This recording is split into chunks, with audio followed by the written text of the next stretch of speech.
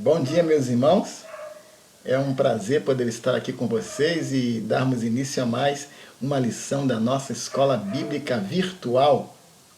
Estamos aqui nesse domingo, primeiro domingo do mês de maio, e estamos agora dando continuidade aos nossos estudos no livro de Neemias. Que possamos ter um momento muito especial juntos na presença de Deus, estudando as Sagradas Escrituras. Nós iremos falar com Deus, agradecendo ao nosso Senhor por esse privilégio que Ele nos concede de estarmos reunidos para refletir nas benditas Sagradas Escrituras.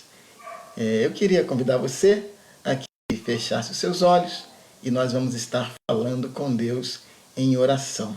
Feche seus olhos e vamos nos comunicar com o nosso Senhor.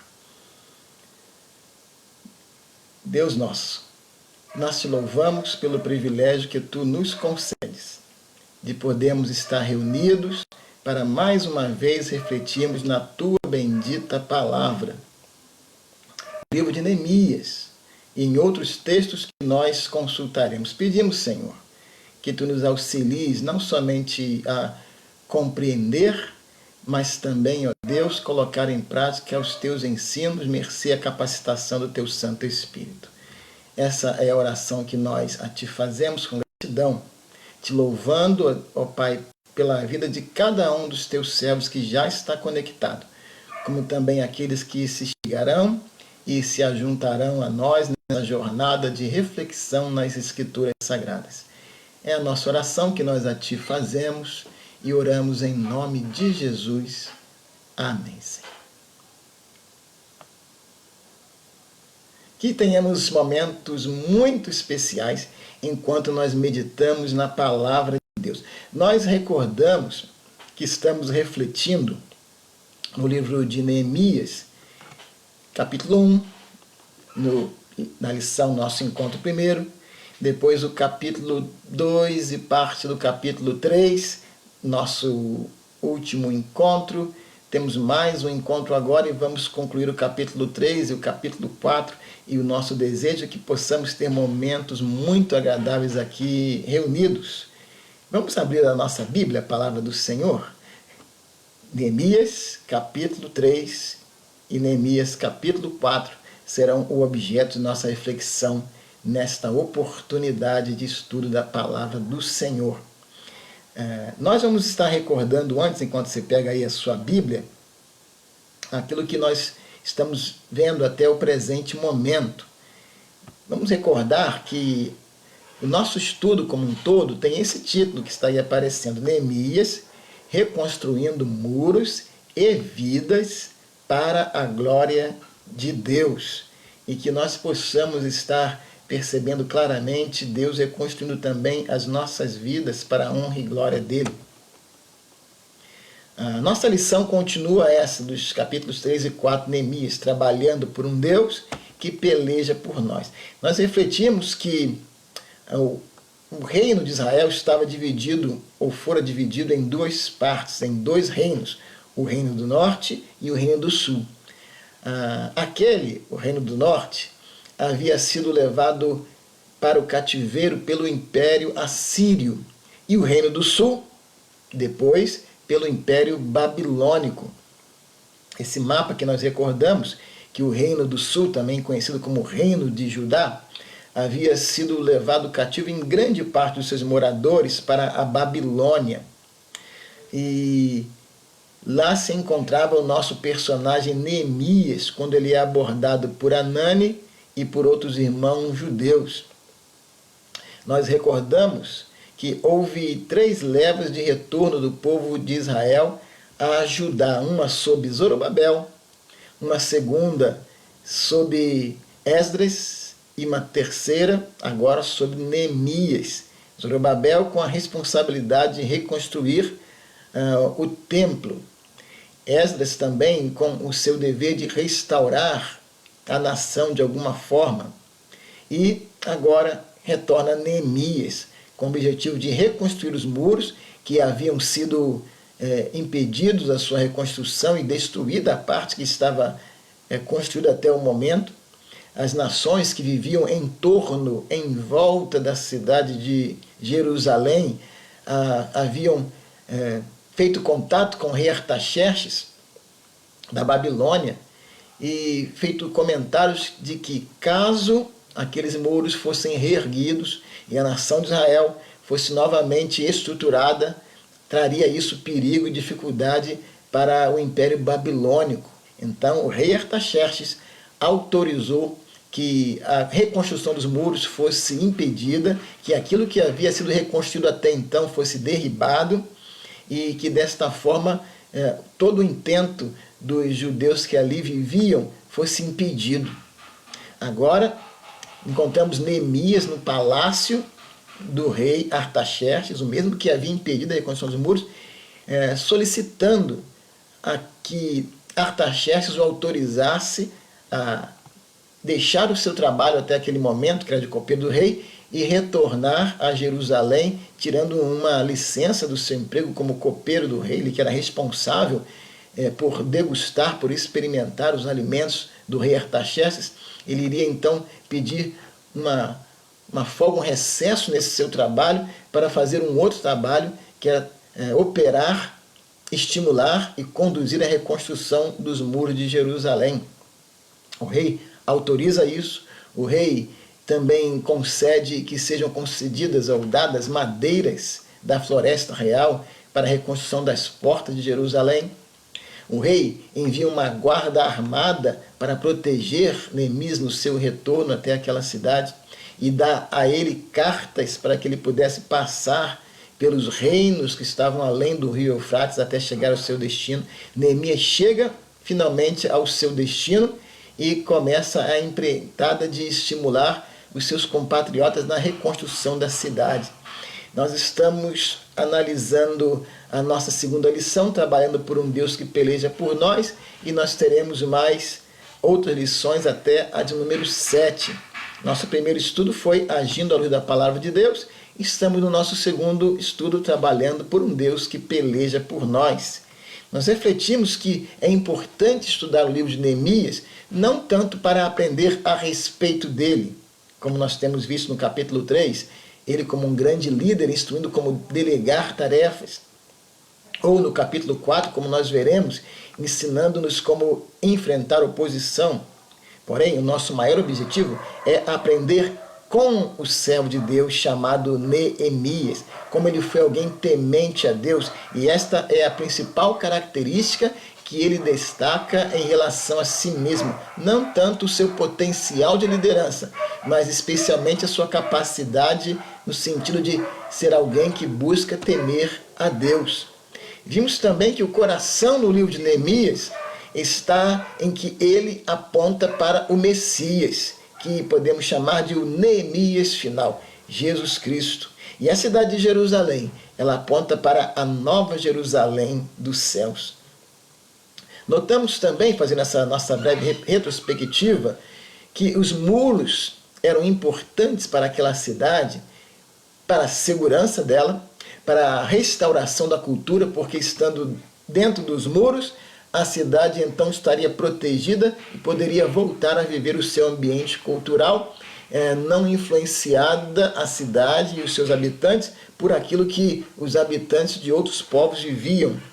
Vimos também porque era importante a reconstrução dos muros para que o povo voltasse a ter contato com a lei de Deus, com a palavra de Deus. Eles estavam afastados da lei de Deus. Vimos também a necessidade dos muros para a preservação da nação de Israel. Se não houvesse a nação de Israel, não haveria, portanto, como se cumprir a profecia da vinda do Messias que nasceria de dentro do povo de Israel. O capítulo 3, como nós mencionamos, é um capítulo que não é tocado por muitos autores que fizeram comentários a respeito desse livro de Neemias. Talvez um dos principais textos, uma das principais obras escritas sobre o livro de Neemias seja essa obra Liderança em Tempos de Crise, do autor norte-americano Charles Swindoll.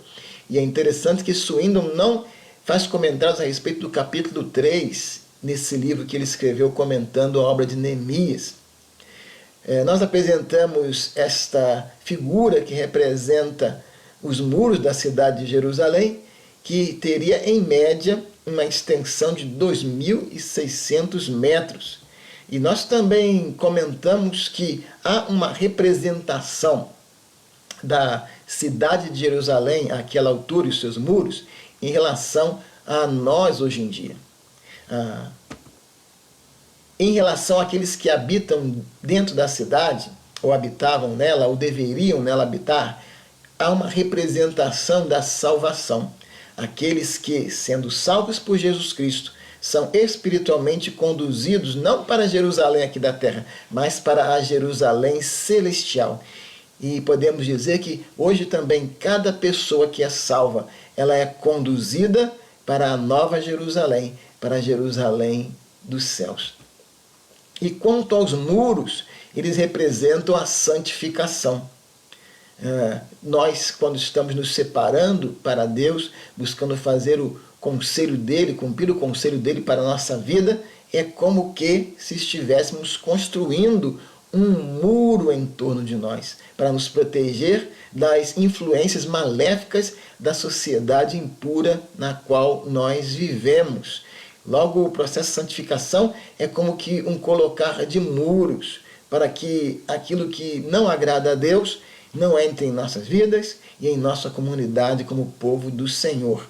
É claro que nós não construímos muros físicos hoje em dia para que os cristãos habitem dentro, mas nós construímos barreiras espirituais para que o mal não nos aflija, para que influências negativas não estejam fazendo parte do nosso viver, para que comportamentos chamados mundanos não estejam entrando na nossa comunhão como servos do Senhor.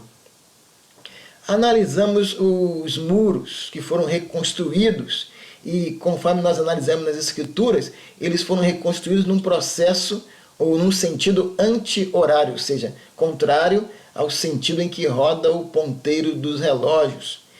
E aí isso pode ser indicado pelo texto bíblico do capítulo 3, que apresenta em ordem os portões e as seções em que os muros foram construídos.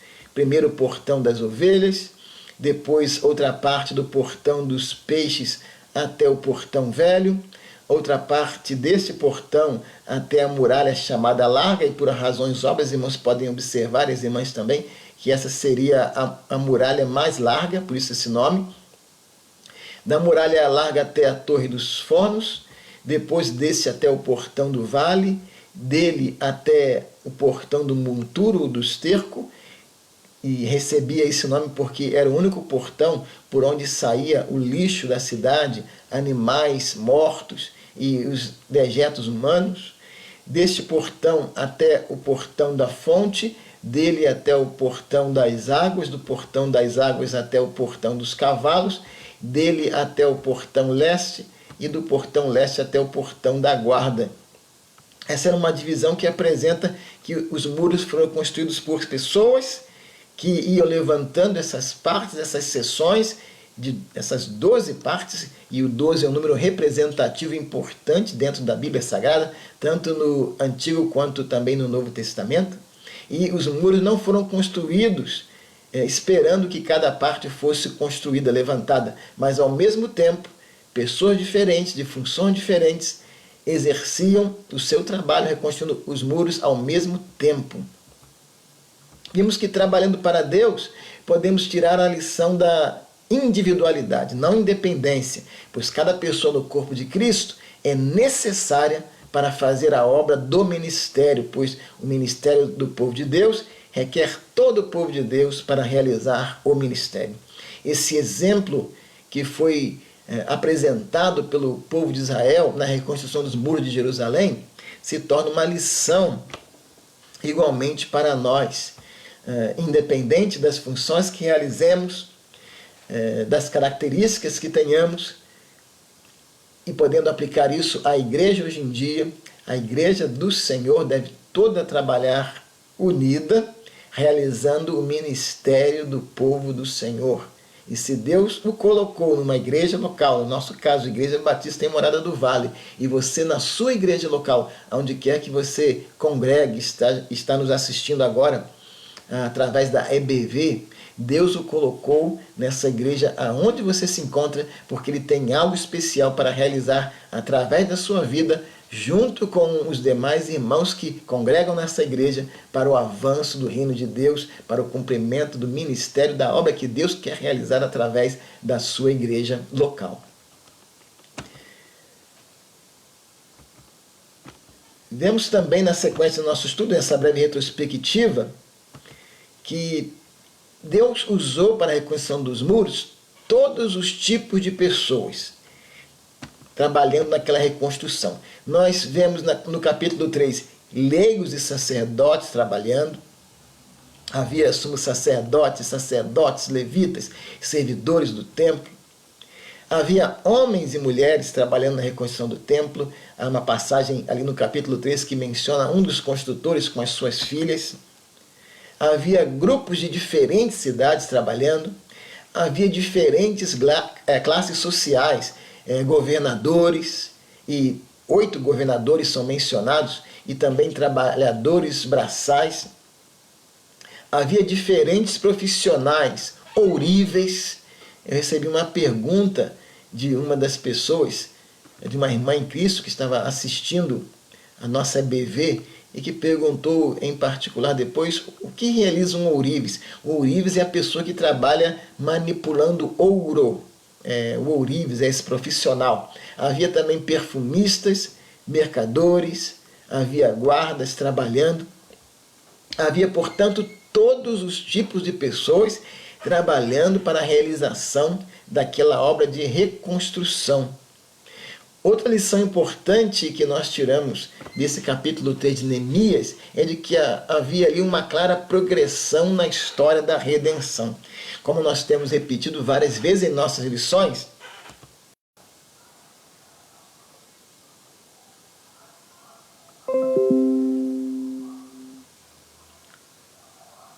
com diversas histórias essas compostas por cerca de 40 autores humanos, o fato é que, apesar de a Bíblia ser composta, aliás, por diversas histórias em 66 livros, a realidade é que há uma única história.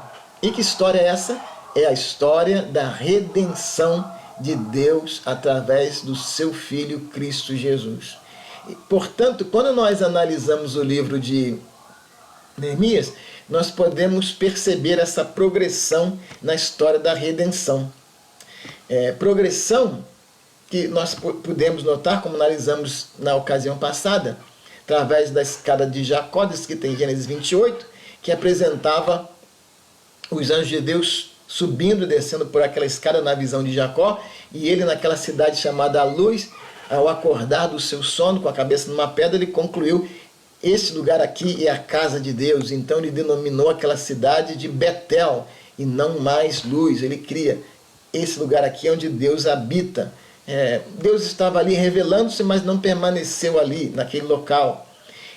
Deus demonstrou uma permanência num local através do tabernáculo, que era o templo móvel do povo de Israel.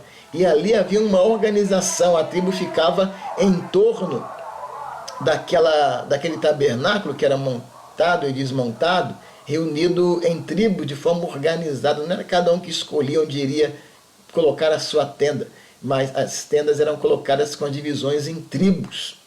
Nós vimos os textos de Isaías 4 e Zacarias 14, quando os profetas anunciaram previamente esta revelação de que chegaria um momento em que todas as pessoas seriam consideradas santas, separadas por Deus, e não apenas objetos, porque aonde Deus estaria, ali estaria presente a sua santidade. E então nós concluímos que todo o povo de Deus realizando o ministério e toda a cidade sendo santa. Foi assim na reconstrução dos muros. Havia o clero trabalhando para a reconstrução dos muros, mas não somente eles. Todas as pessoas estavam realizando essa obra. E Pedro, escrevendo a sua primeira carta, no capítulo 2, nos versos 9 e 10, faz essa declaração que todos são a nação santa, o povo adquirido, a raça eleita, o sacerdócio real, e não somente o povo de Israel. Portanto, o livro de Neemias já prenunciava essa realidade. Era um pré-cumprimento dessa profecia anunciada por tantos profetas do Senhor. Neemias, portanto, estava apontando para o futuro, para a realidade de que todos seríamos sacerdotes, profetas, reis, todos teríamos o Espírito vivendo em nós. Somos todos ministros. Todos, portanto, tinham lá nos dias da reconstrução do muro. E também temos hoje em dia um trabalho a realizar. E nós citamos o texto de 1 Coríntios 12, que fala sobre os dons espirituais que Deus concede a todos. E isso apesar de sermos todos diferentes. Nós não somos iguais, mas todos nós somos necessários na obra do Senhor. E Deus concedeu dons, capacidades diferentes a cada um de sua igreja, para que, unindo, juntando as nossas capacidades, possamos realizar a obra do Senhor. Nem todos somos iguais, e isso por operação do próprio Deus. Nem todos temos os mesmos dons e habilidades, e isso por desejo e graça do próprio Deus. Deus concedeu a você, meu irmão, a você, minha irmã, dons espirituais, habilidades, capacidades, muitas delas diferentes daquelas que o seu irmão, que a sua irmã possui, para que nós, unidos juntos, nos completemos e realizemos a obra do ministério, todos sendo importantes, todos sendo necessários, apesar de diferentes sermos. Nós continuamos refletindo sobre o livro de Neemias. Nós vimos Mateus 11:11, que fala sobre João Batista, quando Jesus afirma que nascido de mulher, não havia alguém que fosse menor do que João, mas aqueles na era da igreja têm o Espírito Santo e, portanto, são maiores do que João Batista. Vimos também que a igreja primitiva cresceu não através somente dos evangelistas, pregadores e missionários, mas com toda a igreja realizando a obra de pregação da mensagem em Cristo Jesus. Os crentes o faziam por si mesmos, apesar do risco da própria vida. Unidade ao lado de. Agora uma questão interessante. Na semana passada nós lemos o capítulo 3 de Neemias. E além de nós pensarmos, como já pensamos, na individualidade, vamos destacar uma outra questão que é bastante interessante em relação ao livro de Neemias, especialmente nesse capítulo 3. Vimos a individualidade, cada um é importante, e agora nós refletimos a respeito da unidade. Notemos agora no texto bíblico destacado essa questão do ao lado de no capítulo 3. Abra sua Bíblia no capítulo 3 de Neemias. Eu vou projetar aqui esse capítulo 3 com alguns destaques.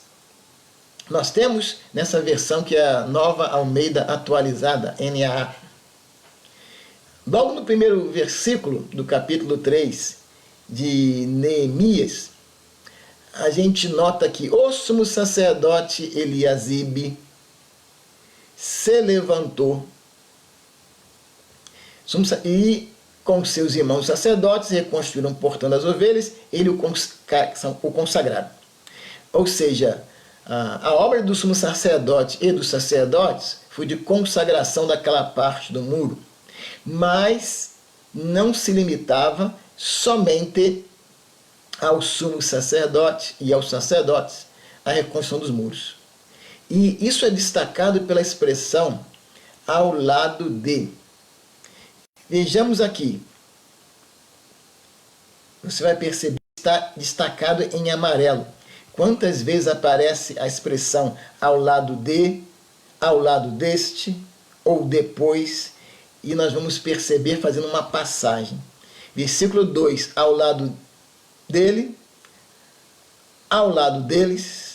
Depois no versículo 4, ao lado deles, ao lado deste, ao lado deste. Versículo 5, ao lado deste. Está destacado aqui em amarelo para chamar a atenção mesmo dos irmãos. Versículo 7, ao lado deles. Versículo 8, ao seu lado, ao lado dele. Versículo 9, ao lado destes. Versículo 10, ao seu lado e ao seu lado novamente. No versículo 12, ao lado dele. Depois nós passamos mais alguns versículos. Versículo 16, ao lado dele, versículo 17. Depois dele, ao seu lado, versículo 18, depois dele, isso é junto dele, né, logo após ele. Versículo 19, ao seu lado, versículo 20, depois dele, versículo 21, depois dele, versículo 22, depois dele, versículo 23, depois, e depois deles, versículo 24, depois dele, versículo 25, depois dele, versículo 29, depois deles, e depois dele, versículo 30, depois dele, e depois deles, versículo 31, depois dele. Esses destaques que nós acabamos de ver na leitura do texto, como os irmãos puderam notar, é para destacar esta questão da unidade. Os crentes estavam trabalhando lado a lado na reconstrução dos muros, e Neemias tem o cuidado de destacar isso para que ficasse para a eternidade preservado e registrado este fato da unidade do povo no trabalho. Irmãos e irmãs, em Cristo Jesus, que nós possamos igualmente também, à semelhança do povo de Israel na reconstrução dos muros daquela cidade, hoje em dia, também estamos trabalhando lado a lado, junto de, ao lado de, depois de, no sentido de estarmos ali junto àquela pessoa, e assim unidos nós trabalharemos para a reconstrução de muros espirituais e de vidas que estão carecendo de ser reconstruídas para a glória do Senhor. A unidade. Verificamos no texto bíblico. Aqui nós estamos apresentando novamente esse mapinha da cidade de Jerusalém, dos muros, para descrever os construtores apresentados ali no livro de Neemias. A primeira parte, como nós podemos notar no versículo 1, aí estão os nomes dos que trabalharam na construção. A segunda parte, também apresentado aí no versículo 3, os que trabalharam naquela reconstrução. A terceira parte, também no versículo 6, aqueles que trabalharam naquela reconstrução. A quarta parte, portanto, vale também os que trabalharam naquela reconstrução. A quinta parte, os que trabalharam naquela reconstrução. E assim nós vamos prosseguindo com uma lista em que é destacada a relação das pessoas que foram trabalhando naquela reconstrução, não somente os nomes das pessoas, mas através dos pais.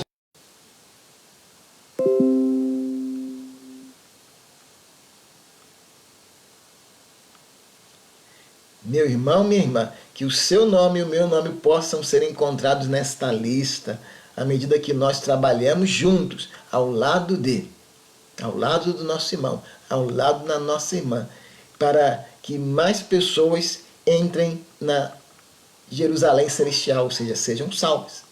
E que também possamos trabalhar juntos, ao lado de, para levantarmos muros, ou seja, do nosso processo de santificação, unidos, para que estejamos glorificando o nosso Senhor através de nossas vidas. Aqui é uma ilustração interessante que eu ouvi do pastor Marcos Batista, que é o diretor de desenvolvimento institucional da Sociedade Bíblica do Brasil. E ele ilustrou isso como sendo o sucesso da equipe ministerial na palma da mão. E já que todos nós somos ministros, que possamos ter na palma da nossa mão o sucesso do nosso desenvolvimento, da nossa operação no ministério do Senhor. O nosso dedo mindinho, que é o menor de todos da mão, simboliza a humildade. Ou seja, eu devo ser humilde na obra de Deus, dizendo não à arrogância, à soberba, à vaidade. O meu dedo anelar, onde é colocada a aliança, significa que temos uma aliança, temos um pacto, nós temos um compromisso com Deus na realização da sua obra. O nosso dedo médio, perceba que o seu dedo médio, ele fica entre os outros dois dedos. Você tem dois dedos de um lado, dois dedos do outro, e ali fica o dedo médio no meio, né? Então ele fica como o moderador entre os irmãos. Ele promove a união, ele junta os dois de um lado e os dois do outro e opera como aquele que é um moderador. Você é um moderador na igreja do Senhor? O dedo indicador é aquele que aponta o caminho. É por aqui que você deve seguir. Então, na obra do Senhor, também devemos ser aqueles que, usados por Deus, apresentamos a direção, o caminho a ser seguido. E, finalmente, o dedo polegar. É aquele que dá apoio. É o que apoia os outros. Você já percebeu que sem o seu dedo polegar você tem dificuldade de segurar as coisas? Eu estou com por exemplo, eu estou com uma garrafa aqui. Minha garrafa de água, né? Olha a importância do meu dedo polegar para segurar a garrafa, né? Se eu não tiver com o dedo polegar, eu não vou conseguir segurar a garrafa. Então ela me dá apoio. Você funciona também como um dedo polegar? Você é aquele que dá suporte, que dá apoio ao ministério? Talvez você nunca tenha percebido, né, a importância do dedo polegar. Imagina se você perder esse dedo correspondente no seu pé. Você vai ter dificuldade de se manter de pé. Então, na palma da nossa mão, nós podemos lembrar frequentemente qual é a nossa importância no ministério. Sermos humildes, lembrarmos que nós temos uma aliança, um pacto com Deus, devemos agir com moderação, promovendo a união entre os irmãos, devemos pedir que Deus nos use para indicar o caminho e devemos ser aqueles que dão apoio, dão suporte para que a obra do Senhor seja realizada. Temos uma ligação de irmãos. O autor Martin Lloyd-Jones escreveu um comentário sobre o livro de Efésios. E nesse comentário sobre o livro de Efésios, Lloyd-Jones faz uma colocação interessante, né? Ele comenta a respeito do apóstolo Paulo e fala como é que Paulo teve a convicção de que aqueles crentes em Cristo Jesus, lá de Éfeso, eram realmente pessoas que estavam vivendo dentro do propósito de Deus e de fato amavam a Jesus Cristo. Abra sua Bíblia aí em Efésios capítulo 1 e no versículo de número 15 e vejamos essa declaração interessante que Paulo faz aos crentes da cidade de Éfeso. Diz assim, Efésios capítulo 1 e versículo de número 15. Por isso também eu, tendo ouvido a fé que há entre vós no Senhor Jesus e o amor para com todos os santos, verso 16, não cesso de dar graças a vós, fazendo menção de vós nas minhas orações. As ações de graças que Paulo dava em relação aos crentes de Éfeso é porque ele havia ouvido, primeiro, a respeito da fé que eles tinham em Jesus Cristo. Os crentes de Éfeso eram crentes, criam em Jesus. Mas uma segunda razão que levava Paulo a dar graças é porque eles tinham amor por todos os santos. Eu ia perguntar, mas que santos? Aqueles santos lá, as imagens? Não, Paulo não está falando sobre esse tipo de santidade. Mas ele menciona santos dentro da raiz da expressão da palavra santo. A palavra santo, ela significa aquele que é separado para Deus. Isso é santo, separado para o Senhor. Então, Paulo está dizendo que ele dava graças pelos crentes de Éfeso porque eles eram separados para o Senhor e amavam todos aqueles que eram separados pelo Senhor. Ao lado de, ao lado de, ao lado de. O trabalho de um ao lado do outro, na reconstrução dos muros, demonstrou aquele amor, aquela união que possuíam os crentes que estavam vivendo ali dentro da cidade de Jerusalém. E essa mesma unidade no trabalho também é uma comprovação do amor que nós possuímos uns pelos outros hoje. E isso faz com que graças sejam rendidas a Deus.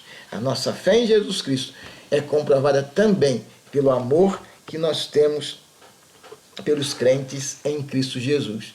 E é interessante a experiência desse nosso irmão em Cristo, já de saudosa memória, chamado Martyn Lloyd-Jones. Martyn Lloyd-Jones, ele vivia numa Inglaterra extremamente estratificada, ou seja, as pessoas viviam dentro das suas classes sociais. Ele fez o curso de medicina, Lloyd-Jones, e logo no início do exercício das suas funções, ele se destacou grandemente. Ele trabalhava numa instituição chamada Médicos para a Família Inteira. E caso Lloyd-Jones tivesse permanecido na sua carreira de médico, ele com certeza se destacaria como alguém que teria uma carreira de muito futuro e chegaria ao topo da sua carreira como um médico. Mas eis que na década de 1920, Martyn Lloyd-Jones se converte a Cristo e entendia que tinha um chamado de Deus para o ministério pastoral. Mas Martyn Lloyd-Jones deixou a sua carreira tão promissora e foi pastorear uma pequena igreja numa vila pobre de pescadores no país de Gales. Martyn Lloyd-Jones conta que por diversas vezes ele como que ouvia Satanás acusando-o. Lloyd-Jones, como é que você sabe que é um crente? E ele disse que ficava em dúvida de responder. Como é que ele ia responder isso? Até que, em uma certa ocasião, depois de estar pastoreando durante longo tempo,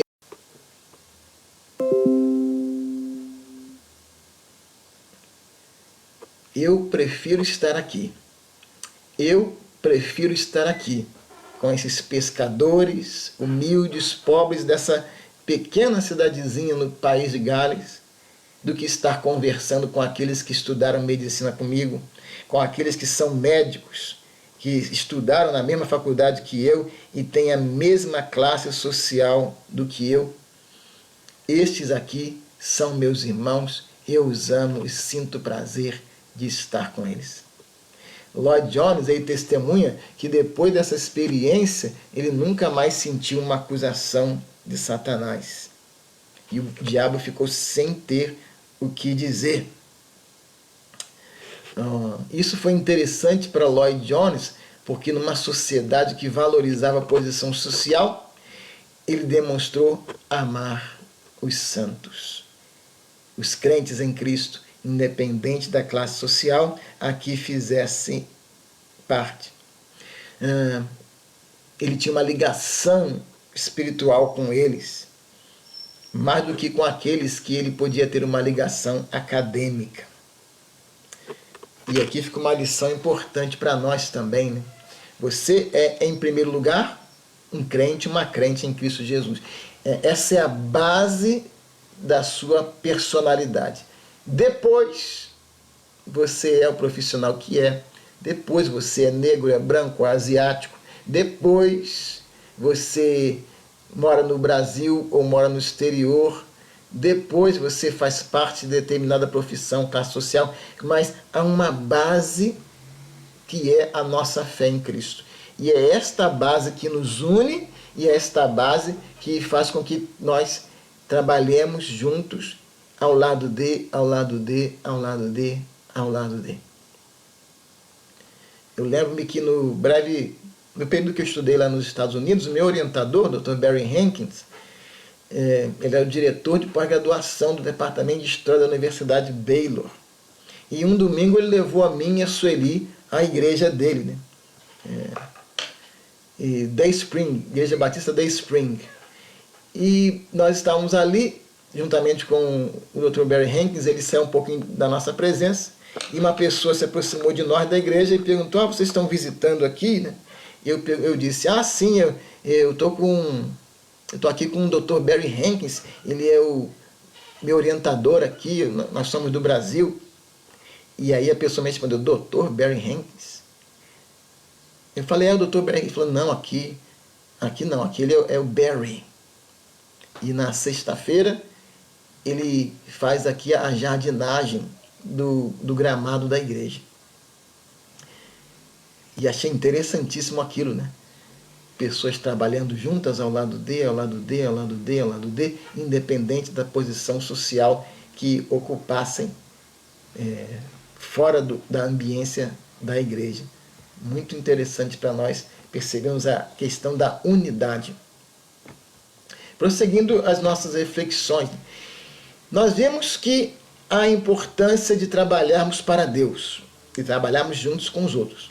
E nós trabalhamos para Deus na convicção de que Deus peleja por nós enquanto nós trabalhamos para Ele. E agora nós entramos no capítulo 4 do livro de Neemias. Diz assim a palavra do Senhor no capítulo 4 de Neemias. Pode abrir aí a sua Bíblia nesse capítulo. Tendo Sambalate ouvido que edificávamos o muro, ardeu em ira e se indignou muito e escarneceu dos judeus.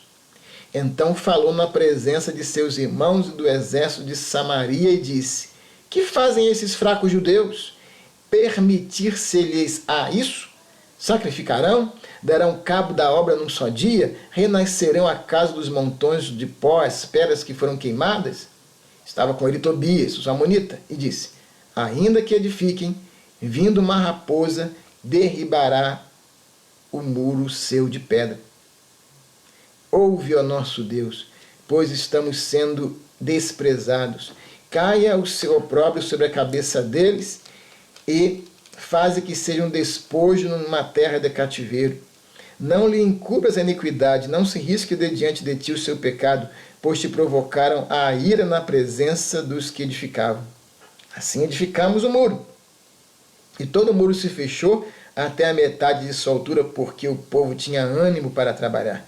Mas ouvindo Sambalate e Tobias, os arábios, os amonitas e os asdoditas, que a reparação dos muros de Jerusalém ia avante, e que já se começavam a fechar-lhe as brechas, ficaram sobremodo irados. Ajuntaram-se todos de comum acordo para virem atacar Jerusalém e suscitar confusão ali. Porém, nós oramos ao nosso Deus e, como proteção, pusemos guarda contra eles de dia e de noite. Então disse Judá: já desfaleceram as forças dos carregadores e os escombros são muitos, de maneira que não podemos edificar o muro. Disseram, porém, os inimigos nossos: nada saberão disto, nem verão, até que entremos no meio deles e os matemos. Assim faremos cessar a obra.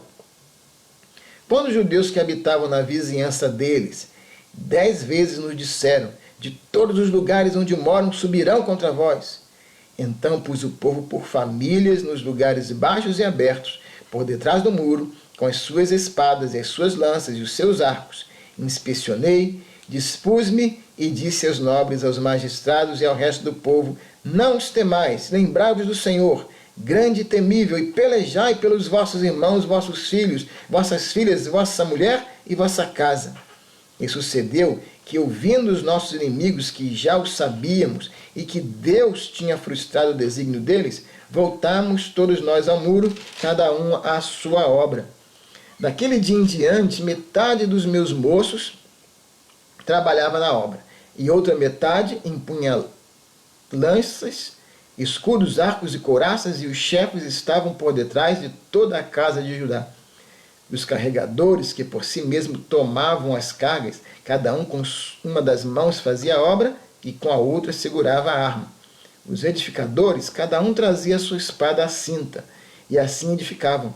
O que tocava a trombeta estava junto de mim. Disse eu aos nobres, aos magistrados e ao resto do povo: grande e extensa é a obra, e nós estamos no muro muito separados, longe uns dos outros. Versículo 20. No lugar em que ouvirdes o som da trombeta, para ali acorrei a ter conosco. Nosso Deus pelejará por nós.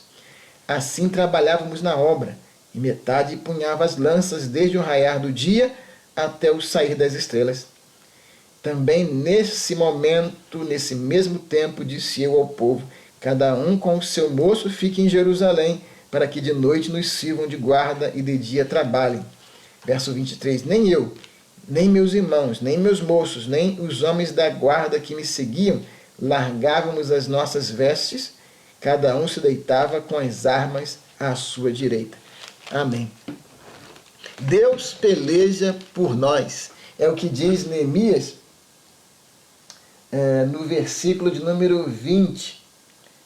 O nosso Deus pelejará por nós. Essa mesma convicção que Neemias tinha, nós podemos e temos hoje também. O Senhor é aquele que luta por nós. Quais são algumas lições que nós podemos tirar desse capítulo 2? São basicamente duas. E nós iremos nos deter nessas duas, detalhando algumas questões a respeito de cada uma delas. Primeira lição é essa. Refletimos sobre o tema soberania de Deus versus responsabilidade humana. Temos aqui na descrição desse fato um Deus soberano que determinou que do povo de Israel nasceria o Messias, o servo de Deus. E Deus é soberano. No entanto, o plano de Deus se cumprirá à medida que nós estamos realizando, participando da obra do Senhor. Há uma responsabilidade humana no cumprimento da vontade de Deus. No livro de Isaías, capítulo 38, de 1 a 5, e depois no versículo 21, nós encontramos uma história interessante para pensarmos a respeito desse tema. Diz assim Isaías 38, a partir do versículo 1. Naqueles dias Ezequias adoeceu de uma enfermidade mortal. Veio ter com ele o profeta Isaías, filho de Amós, e lhe disse, assim diz o Senhor, põe em ordem a tua casa, porque morrerás e não viverás. Então virou Ezequias o rosto para a parede e orou ao Senhor e disse, lembra-te, Senhor, peço-te, de que andei diante de ti com fidelidade, com inteireza de coração, e fiz o que era reto aos teus olhos. E chorou muitíssimo. Então veio a palavra do Senhor a Isaías, dizendo, vai e dize a Ezequias, assim diz o Senhor, o Deus de Davi, teu pai, ouvi a tua oração e vi as tuas lágrimas, acrescentarei, pois, aos teus dias 15 anos. Ezequias clamou ao Senhor quando ouviu o decreto por meio do profeta de que ele iria morrer, e ele clamou ao Senhor por mais um tempo de vida, e Deus lhe deu 15 anos a mais de vida. Porém, quando nós vamos no versículo número 21, nós lemos o seguinte, ora, Isaías dissera, tome-se uma pasta de figos e ponha-se como emplasto sobre a úlcera, e ele recuperará a saúde. Essa pasta de figos funcionava como remédio naqueles tempos e foi colocado sobre a úlcera de Ezequias. Ora, se Deus já havia decretado que ele ia viver mais 15 anos, para que ele tinha que tomar remédio? Deus já falou que ele vai viver mesmo? Então, para que ele ia tomar remédio? Ele podia dizer, não, não quero remédio não, porque Deus disse que eu vou viver mais 15 anos, então isso aí independe de eu usar remédio ou não. Irmãos, Deus é soberano, mas também tem a responsabilidade humana. Nós estamos numa época de pandemia. Ah, não, Deus vai me proteger, eu não preciso lavar as mãos, eu não preciso usar álcool, eu não preciso usar máscara, eu posso vir em aglomeração, porque Deus vai me proteger. Existe a soberania de Deus, mas existe a nossa responsabilidade. Isaías descreve que Ezequias recebeu uma prolongação dos seus anos de vida, mas ele teve que tomar remédio, teve que botar o emplasto lá com pasta de figo. E isso é uma lição importante para nós. Deus estava operando, né, naquela obra e iria operar para a reconstrução dos muros, mas o povo tinha que estar armado. Você percebeu aqui nessa imagem, nessa figura? O povo está reconstruindo os muros e tem aqui pessoas, soldado armado, está com o escudo, está com a lança e está ao mesmo tempo trabalhando. Se você olhar, está com uma colher de pedreiro ali na mão. Tem um que está carregando aqui uma pedra maior, não dá para ele carregar a arma, mas o outro está com a lança e está com o escudo e tem um soldado aqui de prontidão. Então, porque Deus diz que vai proteger o povo e dele vai nascer o Messias, o povo não precisa vigiar, não precisa se proteger dos inimigos? Tem que se proteger sim. Atos capítulo 2, no verso 23, primeiro sermão da igreja pregado por Pedro, ele declara que Jesus Cristo, Filho de Deus, foi entregue à morte por um decreto divino, mas ele completa, mas vós os matastes por mãos pecadoras. Ora, Deus entregou a Jesus porque isso era um plano, um planejamento dele para que Cristo morresse no nosso lugar. Mas isso não tirou a culpa dos pecadores que o assassinaram, que o mataram. Havia o decreto divino, havia uma ordem do Senhor, havia um planejamento de Deus de que o Filho de Deus, Jesus Cristo, estava morto desde a fundação do mundo. Mas foram mãos pecadoras que operaram isso. As duas coisas presentes, a soberania de Deus e ao mesmo tempo também a responsabilidade humana lado a lado. No livro O Peregrino de John Bunyan, ele descreve essa realidade de envolvimento na obra do Senhor, a despeito do sofrimento que isso causasse. John Bunyan era um pregador do Evangelho que foi preso por pregar o Evangelho. Ele foi preso, foi solto da prisão, retornou para casa e continuou pregando o Evangelho.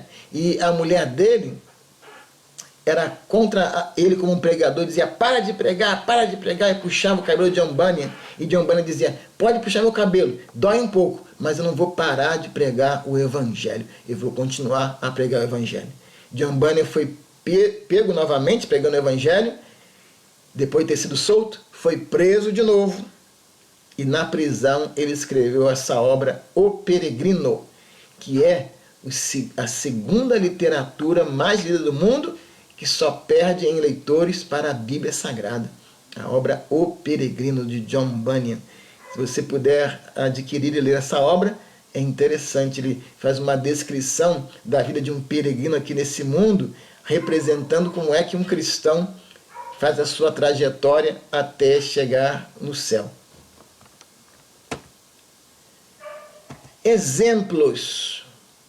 Elias e os profetas de Baal. Elias teve uma luta no Monte Carmelo contra os 450 profetas de Baal. Após essa luta ferrenha e ter conseguido a vitória contra aqueles profetas dessa divindade pagã, Elias foi perseguido e ficou desanimado, passou por um momento de depressão, com medo da rainha que estava perseguindo-o. Então o servo de Deus, ele sofre ataques. Quando você está fazendo algo de bom para Deus, você vai sofrer ataques. Ataques de adversários e às vezes, infelizmente, ataques de alguém que pode estar dentro da sua própria casa, como aconteceu com John Bunyan em relação à sua esposa. O batismo e a tentação de Jesus, conforme descreve lá Mateus capítulos 3 e 4. Jesus foi batizado e é descrita aquela breve narrativa do Espírito de Deus descendo sobre pomba e repousando sobre ele, a voz do céu dizendo, este é o meu filho amado em quem eu tenho grande prazer. Que festa especial! Mas logo depois disso, no capítulo 4 de Mateus, nós encontramos Satanás tentando. E isso acontece também com o crente em Cristo. Quando o servo do Senhor se dispõe a fazer a vontade do Senhor, ele é perseguido. Em Mateus 5, versículos 10 a 12, nas bem-aventuranças, Jesus afirma, bem-aventurados são vocês, quando vos injuriarem, perseguirem e mentindo, disserem toda sorte de mal contra vocês por causa de mim. Porque assim perseguiram os profetas que foram antes de vocês.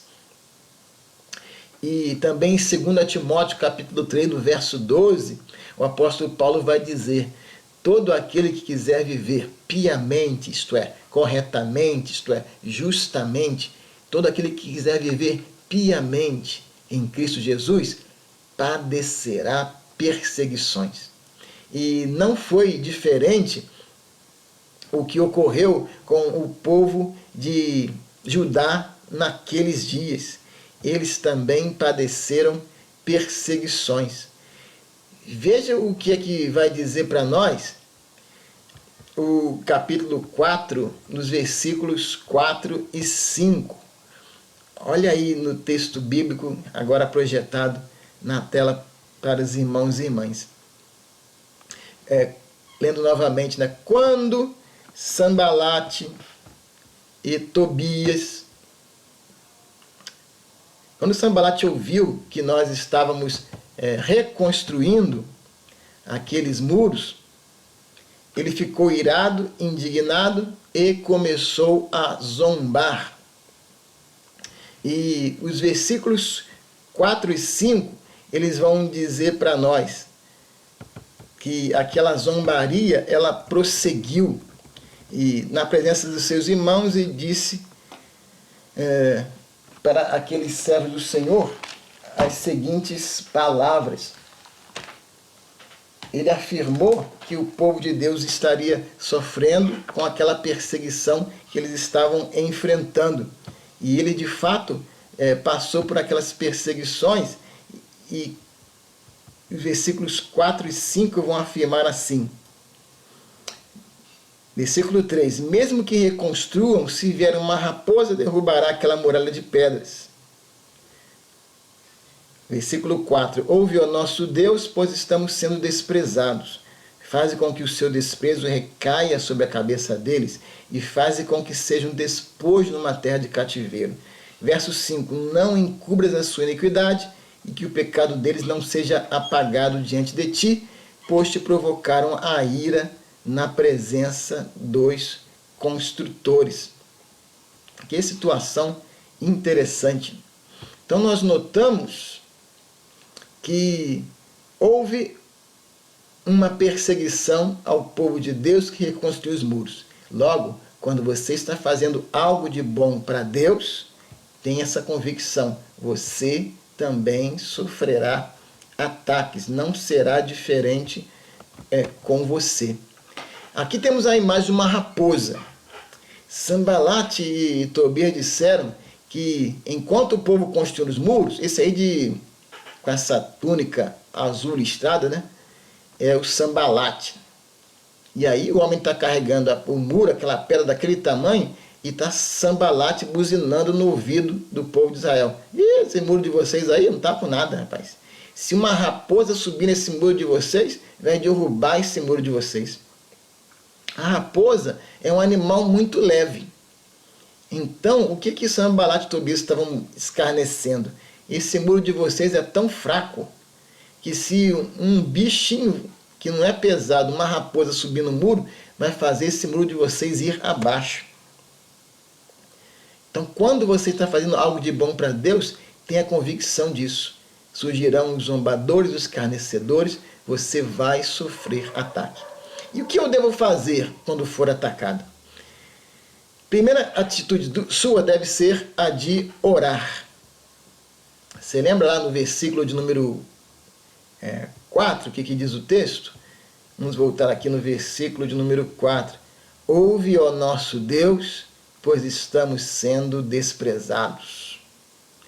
A atitude de Neemias não foi bater boca com Sanbalate e Tobias. A atitude de Neemias foi orar, foi falar com Deus. E assim também deve ser a sua atitude, meu irmão e minha irmã. Ore, fale com Deus, entregue para o Senhor, que Deus vai fazer com que a justiça dele seja feita. Quando escreve a sua carta aos Romanos, no capítulo 12 e no versículo 8, o apóstolo Paulo diz isso: não vos vingueis a vós mesmos, antes dai lugar à ira, diz o Senhor.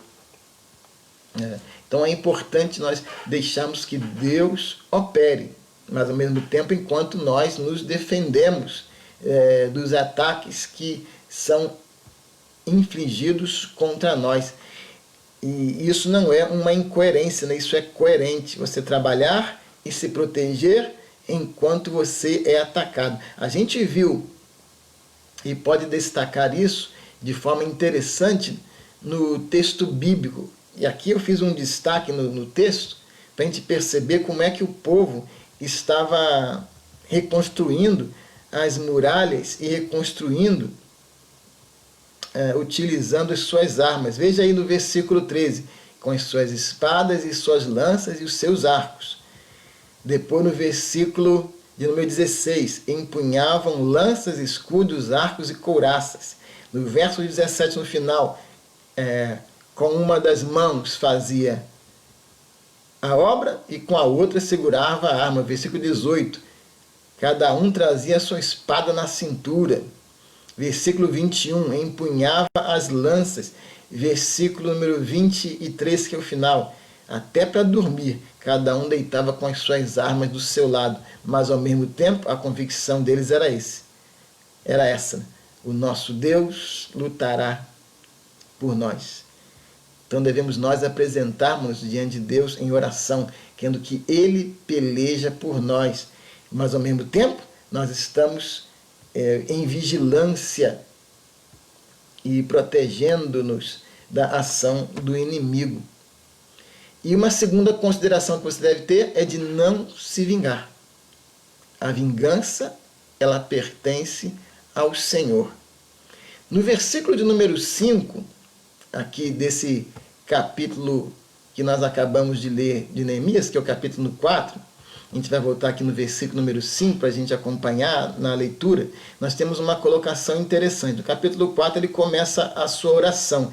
E no versículo número 5, diz assim: não encubras a sua iniquidade, isso é em relação a Sanbalate, Tobias e os outros perseguidores, e que o pecado deles não seja apagado de diante de ti, pois te provocaram a ira na presença dos construtores. A convicção de Neemias não era buscar a justiça, mas era que eles estavam provocando a ira, eles estavam provocando a ira o próprio povo do Senhor naquele momento, e não estavam provocando a ira ao povo de Deus, mas ao próprio povo do Senhor. E isso é algo interessante para a gente destacar aqui nesse texto das Escrituras Sagradas. Então, não se vingar, não se vingue, mas creia que a vingança, ela pertence ao nosso Senhor. Prosseguindo um pouco mais aqui na nossa reflexão. No livro de Esdras e Neemias, escrito por Derek Kidner, ele destaca aquilo que são chamados de salmos imprecatórios. E o que são os salmos imprecatórios? Os salmos imprecatórios são os salmos que têm respeito lançam maldições e desgraças. E nós temos alguns salmos que são de difícil compreensão para nós hoje em dia. Por exemplo, no Salmo 137, nós encontramos a seguinte afirmação, versículo 8 e 9 de Salmo 137. Filha da Babilônia, que há de ser destruída, feliz aquele que te der pago do mal que fizeste. Feliz aquele que pegar teus filhos e esmagá-los contra a pedra. Essa era a forma como o povo de Babilônia agia contra a nação de Israel. Eles pegavam os seus povos que eles invadiam aquelas cidades, pegavam os infantes, os bebês, e esmagavam a cabeça contra a pedra, diante dos povos invadidos. No Salmo 137, o salmista ele faz esse pedido para que Deus opere isso, né? Senhor, que o Senhor esmague a cabeça deles na pedra. Esse é um tipo de prece, de oração que a gente não faz hoje em dia, mas são textos que estão nas Escrituras Sagradas, na época do olho por olho, dente por dente. Essa é uma realidade que não faz parte do tempo do Novo Testamento. Mesmo nesses salmos imprecatórios que nós encontramos do Velho Testamento, devemos fazer 3 considerações, diz Derek Kidner no seu livro. Primeiro, esses salmos imprecatórios, ou que lançam maldições, eram clamores contra a injustiça. Hoje, os cristãos não devemos clamar contra a injustiça. Hoje, nós, como cristãos, entregamos a justiça de Deus. Nós pedimos a Deus que faça a justiça. Uma segunda consideração que Kidner faz no seu livro é que mesmo no Antigo Testamento, quase sempre as orações não estão pedindo vingança por si mesmos, por aquele que está orando, mas pedindo que o Senhor realize a vingança. Nesse lado da cruz em que nós estamos, no Novo Testamento, nós não agimos pedindo vingança, mas que o Senhor é que faça o cumprimento. Ele foi crucificado. O Senhor é aquele que foi desprezado, para que nós pudéssemos ter um nome, para que nós pudéssemos ser justificados. O meu nome, a minha reputação, o seu nome, a sua reputação, não depende de você. Você não pode ser realmente desprezado, porque os nossos nomes já estão escritos no céu, escritos no livro da vida. Jesus, por nós, fez-se como alguém sem reputação. Ele esvaziou-se de toda a reputação. Ele tomou sobre si toda a perseguição, toda a injúria. Ele fez vindicação por nós. E foi isso que Neemias, na realidade, fez também nos seus dias. Senhor, eu oro para que tu ages fazendo vindicação em nosso lugar. E terceira colocação que Kidner faz no seu livro é de que nós hoje temos recursos para perdoar os nossos inimigos, para amar os nossos inimigos, recursos que Neemias não teve nos seus dias. Eu lembro de um menininho de nossa igreja,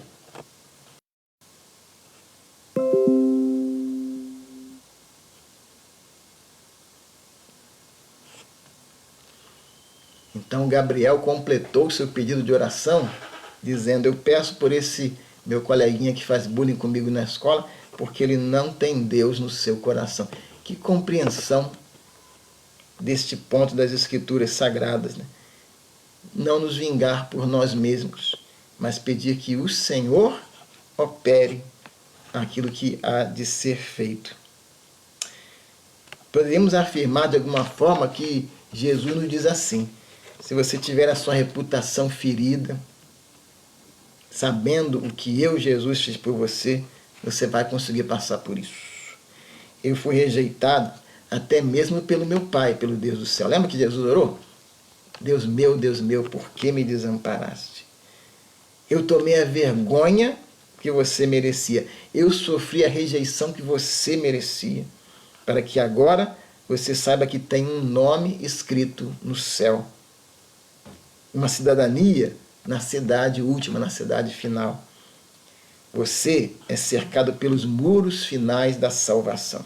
Você não pode perder isso, porque você é meu, diz Jesus. Você pode suportar. Fale por mim. Faça a minha obra aí na terra. Se você for desprezado, aquele que olhar para mim, saiba que jamais eu te desprezarei. Preciosas lições que nós tiramos do livro de Neemias.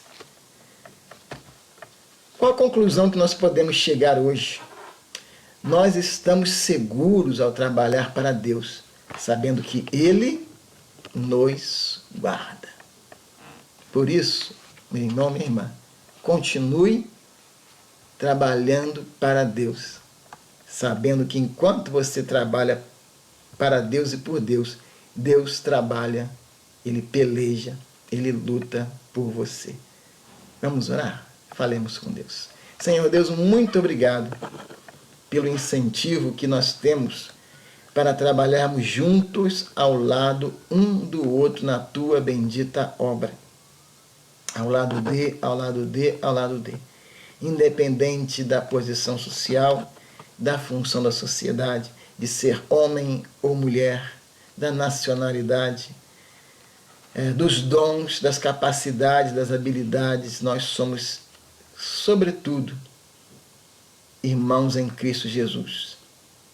E capacitados pelo Senhor, trabalhamos juntos para o avanço da Tua obra, para a reconstrução dos muros. E sabemos, ó Deus, que seremos zombados à medida que queremos fazer algo para Ti, que seremos perseguidos. Mas olhemos para Cristo, aquele que sofreu todo tipo de ofensa por nós. E cremos que esse Senhor nos capacita e Ele é aquele que nos vinga. Nós não precisamos nos preocupar com aquilo. O Senhor é aquele que nos protege, que nos guarda e que nos livra. Sabemos que o Senhor peleja por nós enquanto trabalhamos por Ti. E nós somos gratos por isso, orando em nome de Jesus. Amém. Amém, meu irmão. Amém, minha irmã. Até o próximo domingo, quando estaremos estudando o capítulo 5 de Neemias. E que possamos estar juntos na semana que vem para mais uma lição da Escola Bíblica Virtual. Se você tem alguma dúvida, tem alguma questão, gostaria de compartilhar algum comentário, você pode colocar aí embaixo nos comentários do Facebook ou do YouTube e oportunamente estarei lendo e, na medida possível, respondendo as questões que os irmãos possuam. Até domingo que vem para mais uma lição da nossa Escola Bíblica Virtual.